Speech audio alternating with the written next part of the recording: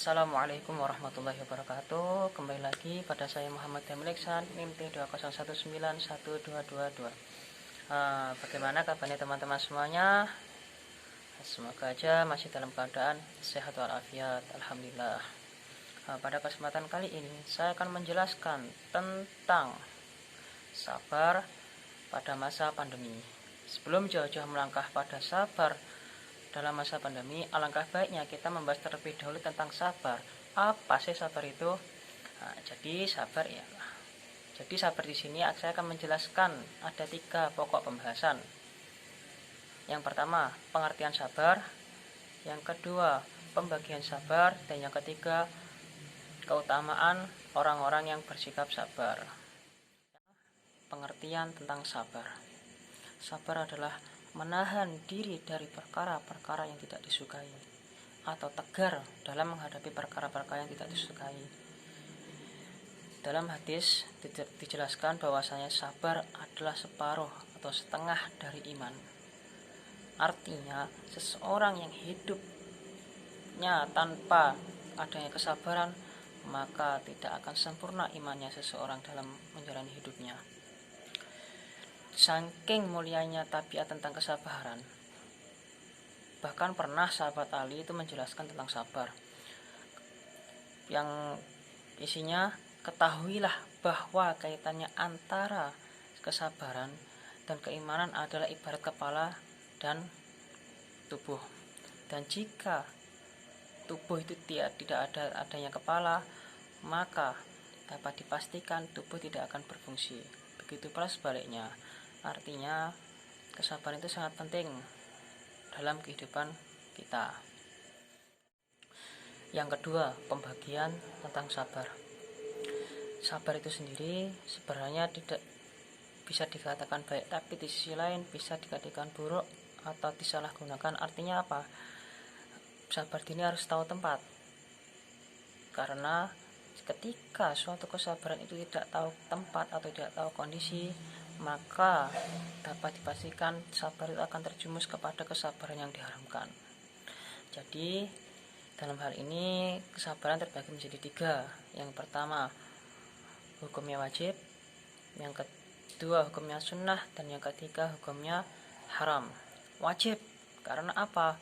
Sabar dalam menahan diri dari segala sesuatu yang diharamkan atau sesuatu yang disyariatkan oleh Allah Subhanahu wa taala, maka hukumnya wajib. Yang kedua, hukumnya sunnah. Artinya apa?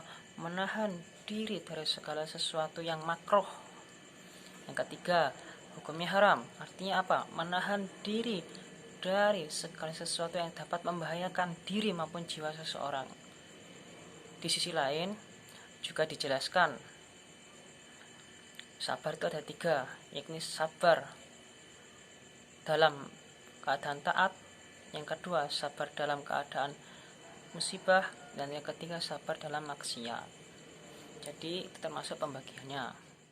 Yang selanjutnya ialah keutamaan orang yang bersikap sabar. Ada banyak sekali dijelaskan tentang keutamaan orang yang bersikap sabar. Di antaranya, yang pertama, menambahkan derajat dan kebajikan bagi seseorang. Yang kedua, menyempurnakan pahalanya bahkan tidak terbatas. Dan yang ketiga, orang yang sabar akan senantiasa bersama Allah Subhanahu wa taala. Innallaha ma'as-sabirin. Yang keempat, orang sabar adalah orang yang mulia. Dan yang kelima, memperoleh keberuntungan dan juga keselamatan dari segala sesuatu yang ditakuti dan akan masuk surganya Allah Subhanahu wa taala. Dan yang keenam, dengan sabar itulah seseorang akan diangkat derajatnya. Dan yang ketujuh, akan diapresiasi berupa predikat takwa kepada Allah Subhanahu wa taala. Yang selanjutnya ialah sabar dalam masa pandemi. Kaitannya hal ini lebih mengarah pada solusinya, artinya cara kita mengatasinya dalam kondisi pandemi seperti ini. Ketika kita dihadapkan dengan suatu permasalahan, contohnya sekolah atau perkuliahan menjadi daring, terus yang kedua sholat di masjid tidak diberlakukan. Karena apa? Menjaga keselamatan. Nah, itu kan jadi kendala. Cuma dalam ini kita harus bersabar.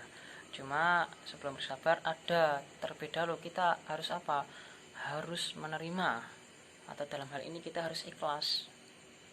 Ikhlas dari apa? Segala sesuatu yang telah ditentukan oleh Allah Subhanahu wa taala atau yang telah diturunkan oleh Allah Subhanahu wa taala kepada umat manusia. Kita harus ikhlas menerimanya. Dan yang kedua apa? Sabar. Artinya apa? Menahan. Karena apa? Dengan adanya menahan tersebut, insya Allah di belakang kesabaran itu akan disertai adanya hikmah.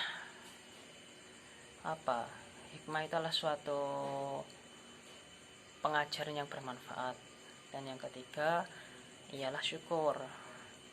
Dengan adanya rasa syukur, baik itu syukur adanya musibah ataupun suatu keberkahan atau kebaikan, insya Allah semuanya akan ditambahkan. Cuma dalam hal ini tidak semata-mata ditambahkan dengan masa pandemi ini, tidak, tetapi adalah ditambahkan dengan kenikmatannya, kekuatannya, ketabahannya. Itu salah satu caranya.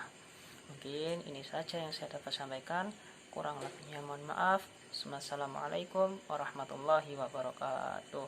Alhamdulillah.